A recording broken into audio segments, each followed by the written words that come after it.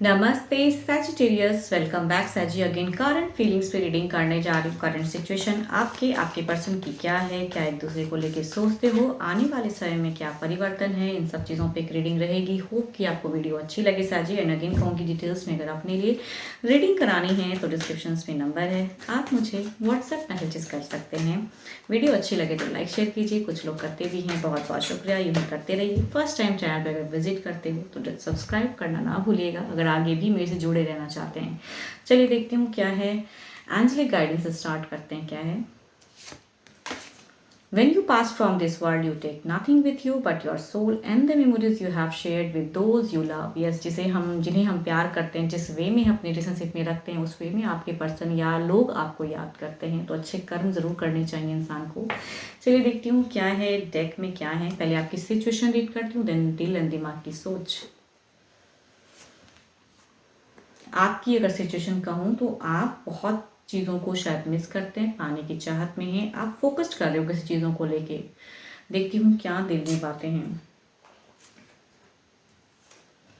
Okay, यहाँ पे तो मुझे लग रहा है थर्ड पार्टी ने शायद ज़िंदगी में कुछ चीज़ें अलग वे में कर दी हैं कि आप फोकस्ड कट ऑफ करना चाहते हैं। कहीं ना कहीं अगर कहूँ तो कोई तीसरा है ज़िंदगी में हुआ पड़ा, जिसके साथ में आपको कहीं ना कहीं आप स्पाई बने हुए हो, उनकी जानकारी हासिल कर रहे हो। कहीं ना कहीं पर्सन के लाइफ में कुछ चीज़ें, कोई तीसरा है शायद जिनके बारे में आप जानकारी हासिल कर रहे हो, आपको कुछ पता चला है फिलहाल, जिसकी वजह से आपको कुछ सोच आ रही है आई थिंक।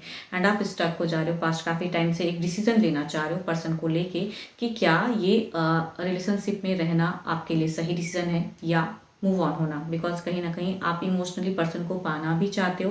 एक्शंस में यहाँ थर्ड की इन्वॉल्वमेंट है, आपको कहीं ना कहीं से पता चली हैं चीज़ें पर्सन को लेके, जो आप बहुत ही दुखी हो फिलहाल कि मेरे साथ छल हो गया, धोखा हो गया, पर्सन नहीं है। एंड फिर से वो शॉर्ट टर्म रिलेशनशिप रखते हैं एंड फिर अपने आप को कंट्रोल कर लेते हैं। तो आने वाले समय में आपको लग रहा है, कहीं ना कहीं आपको लग रहा है कि इस पर्सन सिर्फ मेरे साथ में फिजिकल बॉन्ड के लिए शायद आए थे एंड जस्ट वो चीज़ें की एंड यूज एंड थ्रो वाली सिचुएशन आपको लगती है। कहीं ना कहीं आप पर्सन को मिस करते हैं, लेकिन एक चीज़ें जो पता चली है ना, वो आपको कहीं ना कहीं कहते हैं ना बहुत ज़्यादा अपने में खो देता है। आप खो जाते हो खुद में, कहते हैं ना इंसान कि क्यों मेरे साथ ऐसा हुआ है।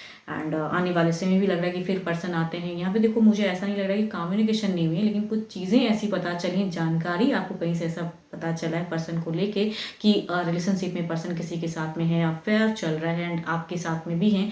तो आई थिंक उस वे में चीज़ें हैं। देखती हूँ क्या है पर्सन की तरफ में क्या है। इनकी सिचुएशन देखते हैं क्या है।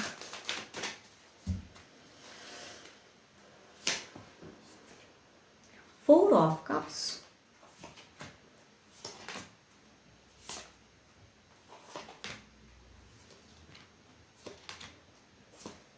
देखो यहाँ पे कहीं ना कहीं अगर पर्सन का हूँ तो आपके तरफ में फिर से यहाँ पे कम्युनिकेशन जो थोड़े कंट्रोल चीज़ें हुई हैं, या फिर पता इन्हें भी कहीं ना कहीं लग रहा है कि आप अब उस तरह से बिहेव नहीं कर रहे हो एंड इन्हें रिजेक्ट कर रहे हो। इनको मतलब आप बातें उस वे में नहीं कर रहे हो, कुछ चीज़ें शायद पता चली हैं या अन्य तरह की चीज़ें सोच रहे हो। आई थिंक इन्हें कहीं ना कहीं पता है कि इनको कहीं ना कहीं अगर इनकी सिचुएशन का हो ना, तो आपसे लग रहा है कि ये रिजेक्शंस आया, रिजेक्ट करके रखा है आपने, अब उस वे में इमोशंस नहीं दिखा रहे हो। एंड इनकी सोच में कहूँगी वही फेक इमोशंस। यहाँ मुझे क्यों लग रहा है ये फेक लवर है, ये दिखाना कुछ चाहते हैं, दिखाते हैं कि मैं बहुत जस्टिफाई कर रहा हूँ, लेकिन एक्चुअल अगर इनकी सोच कहूँ तो हर वक्त आपको कनेक्ट करने की है for any purpose.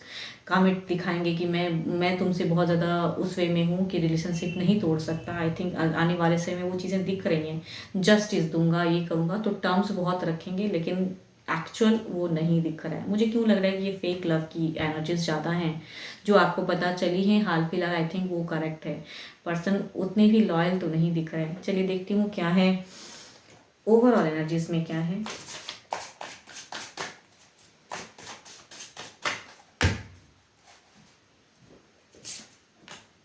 Three of cups में कह रही हूँ ना, आपको जो पता चला है हिडन कुछ भी अगर पता चला है तो करेक्ट ही पता चला है। There is a presence of third party जो लव पे हैं।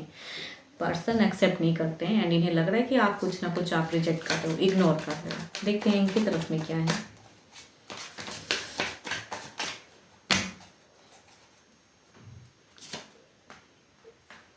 मैं कह रही हूँ ना, ये एक देखो इनकी अगर सोच में कहूँ ना, अगर कुछ चीज़ें पता चली हैं आपको एंड आपने आपको पक्का कहते हैं ना कंफर्म हो कि यहाँ तीसरा कोई है, एंड इस वजह से आपने पर्सन को अभी थोड़ा कंट्रोल, मतलब आप नहीं उतनी लेवल की कम्युनिकेशन कर रहे हो, तो यहाँ रिजेक्शन का जो फील है, तो यहाँ कहूँगी रिकंसिडर, फिर से उसी तरह से आने की चाहत तो है।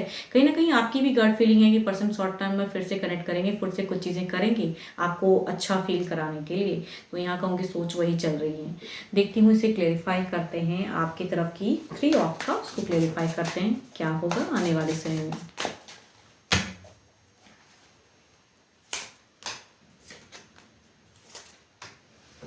देखो यहाँ आने वाले समय में आप दोनों की बातें होने वाली हैं, फिर से वही चीज़ें, इमोशनली अटैचमेंट होंगी, एंड कहूँगी पॉजिटिव बहुत ज़्यादा हो जाओगे, एंड फिर कहूँगी डुअल फेज में जाओगे। यस, पर्सन आएंगे, करेंगे फिर से वही चीज़ें, आपको बूस्टअप करेंगे, एंड फिर वही चीज़ें जाओगे। अब देखती हूँ क्या है, इधर क्लेरिफाई करके देखते हैं 6 ऑफ सॉर्ड्स को, इनकी सोच क्या जो है ओवरऑल में रिकंसिलेशन की, उसे आने वाले समय में किस हद तक ये क्या करेंगे।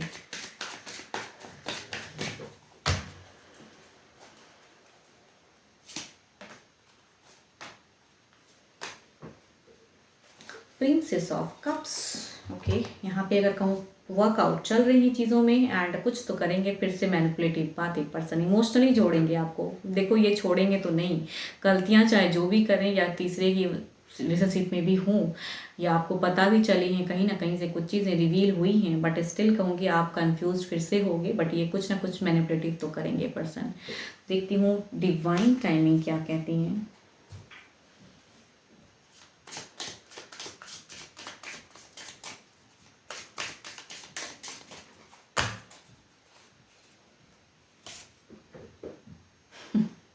सडन ही ये चीज़ें कहीं ना कहीं ये चीज़ें होंगी। यस,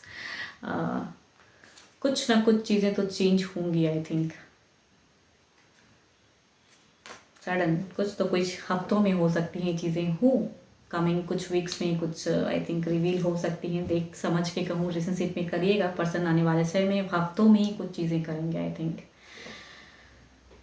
12 के 12 राशियों के एनर्जीज हैं। होप कि आपको ये रीडिंग अच्छी लगे, लेकिन कहूँगी खुद के लिए अगर अपनी डिटेल्स में रीडिंग्स चाहिए तो डिस्क्रिप्शन में नंबर है, आप मुझे व्हाट्सएप मैसेजेस कर सकते हैं। फिलहाल के लिए तो इतना ही, जल्दी मिलूंगी मैं नेक्स्ट वीडियो के साथ में। Thank you, stay blessed, stay connected with me.